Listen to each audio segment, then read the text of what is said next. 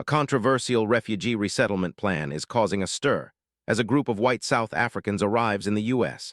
The first group of white South Africans granted refugee status by the Trump administration has arrived in the United States.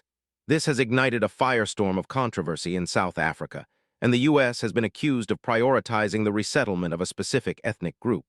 Mr. Trump has even described the situation as a genocide. This brings us to the crux of the story. President Trump, citing a perceived genocide, has prioritized the resettlement of white South Africans. The group, numbering approximately 59 adults and children, was welcomed at Dulles International Airport by U.S. officials. While Trump has described this specific group's arrival as a matter of racial justice, critics argue that the resettlement is politically motivated and prioritizes a particular ethnic group over others in need. The U.S. Deputy Secretary of State and Homeland Security officials were on hand to greet the group. This resettlement plan has drawn harsh criticism from South African President Cyril Ramaphosa, who contends that the U.S. government has been misinformed about the situation. He maintains that these white South Africans are not victims of persecution and that no genocide is happening in their homeland.